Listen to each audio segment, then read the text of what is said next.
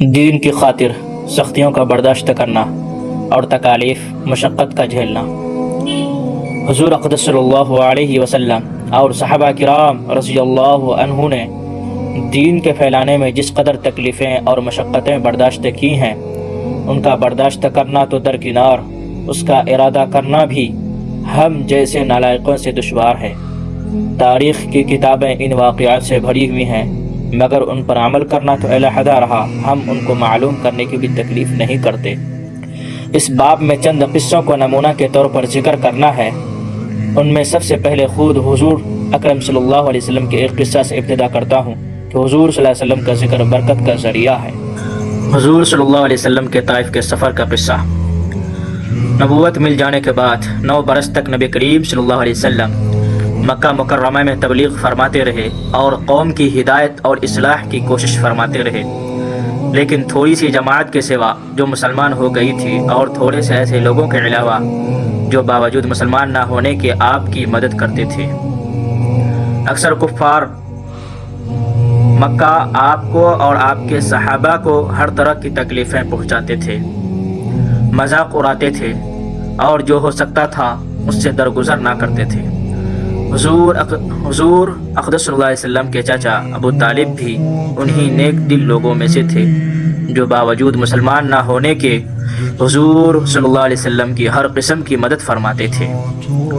10ویں سال میں جب ابو طالب کا بھی انتقال ہو گیا تو کافروں کو بھی اور بھی ہر طرح کے کھلے مہار اسلام سے روکنے اور مسلمانوں کو تکلیف پہنچانے کا موقع ملا۔ حضور اقدس صلی اللہ علیہ وسلم اس خیال سے طائف تشریف لے گئے کہ وہاں قبیلہ ثقیف کی بڑی جماعت ہے، اگر وہ قبیلہ مسلمان ہو جائے تو مسلمانوں کو ان تکلیفوں سے نجات ملے اور دین کے پھیلنے کی بنیاد پڑ جائے۔ وہاں پہنچ کر قبیلہ کے 3 سرداروں سے جو بڑے درجے کے سمجھے جاتے تھے گفتگو فرمائی اور اللہ کے دین کی طرف بلایا اور اللہ کے رسول کی یعنی اپنی مدد کی طرف متوجہ کیا، مگر ان لوگوں نے بجائے اس کے کہ دین کی بات کو قبول کرتے یا کم سے کم عرب کی مشہور مہمان نوازی کے لحاظ سے ایک نوارد مہمان کی خاطر مدارات کرتے، صاف جواب دے دیا اور نہایت بے رخی اور بد اخلاقی سے پیش آئے۔ ان لوگوں نے یہ بھی گوارا نہ کیا کہ آپ یہاں قیام فرما لیں۔ جن لوگوں کو سردار سمجھ کر بات کی تھی کہ وہ شریف ہوں گے اور مہذب گفتگو کریں گے، ان میں سے ایک شخص بولا، اوہو، آپ ہی کو اللہ نے نبی بنا کر بھیجا ہے۔ نعوذ باللہ۔ دوسرا بولا کہ اللہ کو تمہارے سوا کوئی اور ملتا ہی نہیں تھا جس کو رسول بنا کر بھیجتے۔ تیسرے نے کہا، میں تجھ سے بات کرنا ہی نہیں چاہتا، اس لیے کہ اگر تو واقعی نبی ہے جیسا کہ دعویٰ ہے تو تیری بات سے انکار کر دینا مصیبت سے خالی نہیں، اور اگر جھوٹ ہے تو میں ایسے شخص سے بات کرنا نہیں چاہتا۔ اس کے بعد ان لوگوں نے نا امید ہو کر حضور اکرم صلی اللہ علیہ وسلم نے اور لوگوں سے بات کرنے کا ارادہ فرمایا۔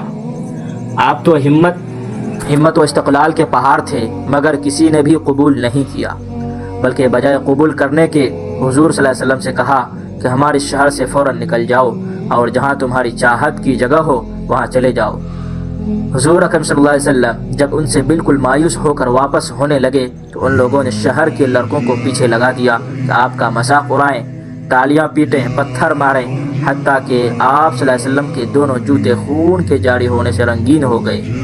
حضور اقدس صلی اللہ علیہ وسلم اسی حالت میں واپس ہوئے۔ جب راستہ میں ان شریروں سے اطمینان ہوا تو حضور صلی اللہ علیہ وسلم نے یہ دعا مانگی، اے اللہ، تجھی سے شکایت کرتا ہوں، میں اپنی کمزوری اور بے کسی کی اور لوگوں میں ذلت و رسوائی کی۔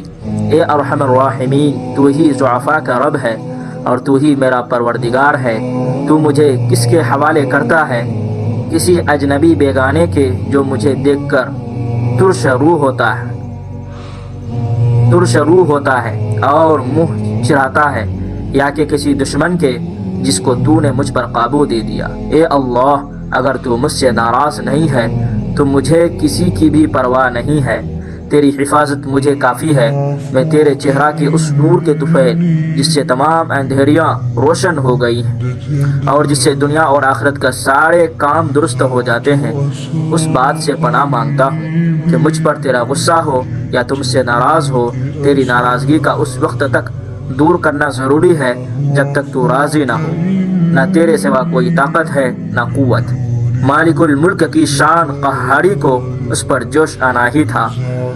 حضرت جبرائیل علیہ السلام نے آ کر سلام کیا اور عرض کیا کہ اللہ تعالیٰ نے آپ کی قوم کی وہ گفتگو جو آپس میں ہوئی سنی اور ان کے جوابات سنے، اور ایک فرشتہ کو جس کے متعلق پہاڑوں کی خدمت ہے آپ کے پاس بھیجا ہے۔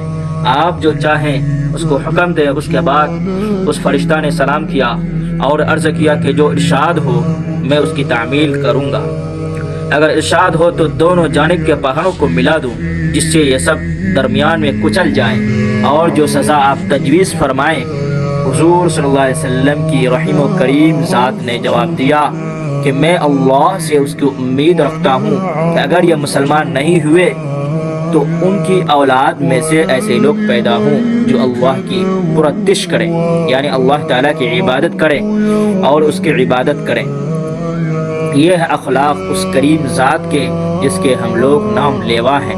ہم ذرا سی تکلیف سے، کسی کی معمولی سی گالی دے دینے سے ایسے بھڑک جاتے ہیں کہ پھر عمر بھر اس کا بدلہ نہیں اترتا۔ ظلم پر ظلم اس پر کرتے رہتے ہیں اور دعویٰ کرتے ہیں کہ اپنے محمدی ہونے کا۔ نبی کریم صلی اللہ علیہ وسلم کے نبی کے پیرو بننے کا، نبی کریم صلی اللہ علیہ وسلم اتنی سخت تکلیف اور مشقت اٹھانے کے باوجود نہ بددعا فرماتے ہیں نہ کوئی بدلہ لیتے ہیں۔ اللہ تعالی ہم سب کو اس قصہ سے سبق لینے کی توفیق عطا فرمائے۔ حضور نبی کریم صلی اللہ علیہ وسلم نے کس طرح مشقت اٹھائی، کس طرح مصیبت جھیلی، پھر بھی حضور نبی کریم صلی اللہ علیہ وسلم نے بددعا نہیں فرمائی۔ اللہ تعالی ہم سب کو حضور نبی کریم صلی اللہ علیہ وسلم کے طریقے پر چلنے کی توفیق عطا فرمائے۔